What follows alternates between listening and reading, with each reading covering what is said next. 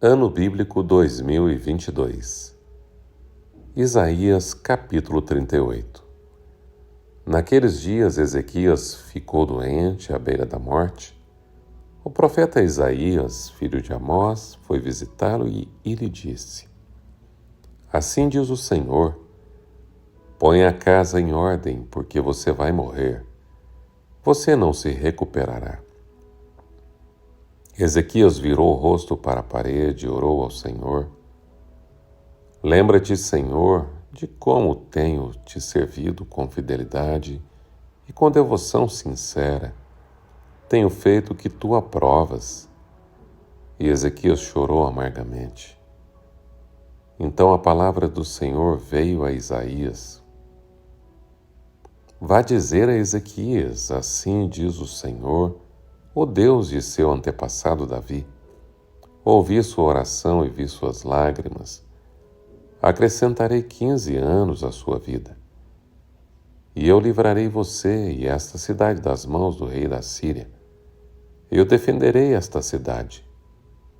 Este é o sinal que o Senhor fará e que prometeu. Farei a sombra do sol retroceder os 10 graus que ela já cobriu na escadaria de Acás. E a luz do sol retrocedeu os 10 graus que tinha avançado. Depois de recuperar-se dessa doença, Ezequias, rei de Judá, escreveu o seguinte: Eu disse no vigor da minha vida, tenho que passar pelas portas da sepultura e ser roubado do restante dos meus anos. Eu disse, não tornarei a ver o Senhor na terra dos viventes. Não olharei mais para a humanidade, nem estarei mais com os que agora habitam neste mundo. A minha casa foi derrubada e tirada de mim, como se fosse uma tenda de pastor. A minha vida foi enovelada, como faz o tecelão, e ele me cortou como um pedaço de tecido. Dia e noite fui acabando comigo. Esperei pacientemente até o alvorecer, mas como um leão, ele quebrou todos os meus ossos. Dia e noite foi acabando comigo. Gritei como uma andorinha, como um tordo, gemi como uma pomba chorosa. Olhando para os céus, enfraqueceram-se os meus olhos. Estou aflito, ó Senhor. Vem em meu auxílio. Mas que posso dizer? Ele falou comigo e ele me fez isso. Andarei humildemente toda a minha vida, por causa dessa aflição da minha alma. Senhor, por tais coisas os homens vivem e por elas também vive o meu espírito. Tu me restauraste a saúde e deixaste-me viver. Foi para o meu benefício que tanto sorri. Em teu amor me guardaste da cova da destruição, lançaste para trás de ti todos os meus pecados. Pois a sepultura não pode louvar-te, a morte não pode cantar o teu louvor. Aqueles que descem a cova não podem esperar pela tua fidelidade. Os vivos, somente os vivos, te louvam, como hoje estou fazendo. Os pais contam a sua fidelidade aos seus filhos. O Senhor me salvou. Cantaremos com instrumentos de corda todos os dias da nossa vida no templo do Senhor. Isaías dissera: apliquem um emplasto de figos no furúnculo e ele se recuperará. Ezequias tinha perguntado: qual será o sinal de que subirei ao templo do Senhor? Isaías capítulo 39. Naquela época, Merodach-Baladã, filho de Baladã, rei de Babilônia, enviou a Ezequias cartas e um presente, porque soubera de sua doença e de sua recuperação. Ezequias recebeu com alegria os enviados e mostrou-lhes o que havia em seus depósitos: a prata, o ouro, a especiaria, o óleo fino, todo o arsenal e tudo que se encontrava em seu tesouro. Não houve nada em seu palácio ou em todo o reino que Ezequias não lhe mostrasse. Então o profeta Isaías foi ao rei Ezequias e perguntou: o que aqueles homens disseram e de onde vieram? De uma terra distante, Ezequias respondeu. Eles vieram da Babilônia para visitar-me. O profeta perguntou: o que eles viram em seu palácio? Ezequias respondeu: viram tudo o que há em meu palácio. Não há nada em meus tesouros que não lhes tenha mostrado.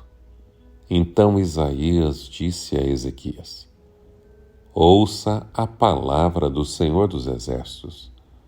Um dia tudo que há em seu palácio, bem como tudo que os seus antepassados acumularam até hoje, será levado para a Babilônia. Nada ficará, diz o Senhor, e alguns de seus próprios descendentes serão levados e se tornarão eunucos no palácio do rei da Babilônia. É boa a palavra do Senhor que você falou. Ezequias respondeu, pois pensou: haverá paz e segurança enquanto eu viver. Isaías capítulo 40. Consolem o meu povo, diz o Deus de vocês. Encorajem a Jerusalém e anunciem que ela já cumpriu o trabalho que lhe foi imposto. Pagou por sua iniquidade e recebeu da mão do Senhor em dobro por todos os seus pecados. Uma voz clama: no deserto preparem o caminho para o Senhor.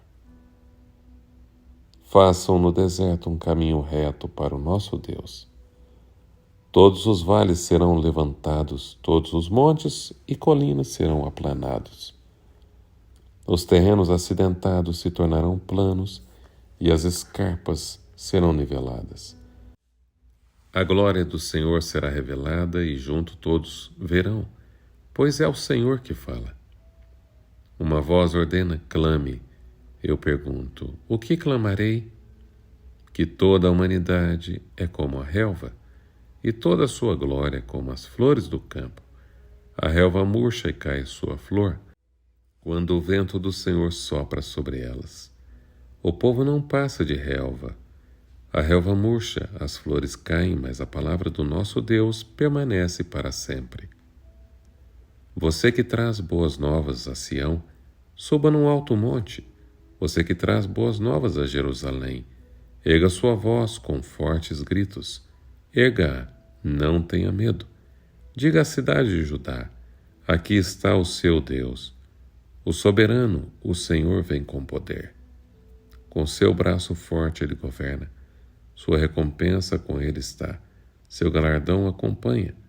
Como pastor ele cuida do seu rebanho. Com o braço ajunta os cordeiros e os carrega no colo. Conduz com cuidado as ovelhas que amamentam suas crias. Quem mediu as águas na concha da mão, ou com o palmo definiu os limites do céu? Quem jamais calculou o peso da terra? Ou pesou os montes na balança e as colinas nos seus pratos? Quem definiu limites para o Espírito do Senhor, ou instruiu com o seu conselheiro? A quem o Senhor consultou que pudesse esclarecê-lo e que lhe ensinasse a julgar com justiça? Quem lhe ensinou o conhecimento ou lhe aprontou o caminho da sabedoria? Na verdade, as nações são como gotas que sobra do balde. Para eles são como pó, que resta na balança. Para ele as ilhas não passam de um grão de areia. Nem as florestas do Líbano seriam suficientes para o fogo do altar. Nem os animais de lá bastariam para o holocausto. Diante dele todas as nações são como nada. Para ele são sem valor e menos que nada. Com quem vocês compararão Deus? Como poderão representá-lo? Como uma imagem que artesão funde? Ou que o ourives cobre de ouro? E para a qual modela correntes de prata? Ou com o ídolo do pobre, que pode apenas escolher um bom pedaço de madeira e procurar um marceneiro para fazer uma imagem que não cai? Será que vocês não sabem? Não ouviram falar? Não lhes contaram desde a antiguidade? Vocês não compreenderam como a terra foi fundada?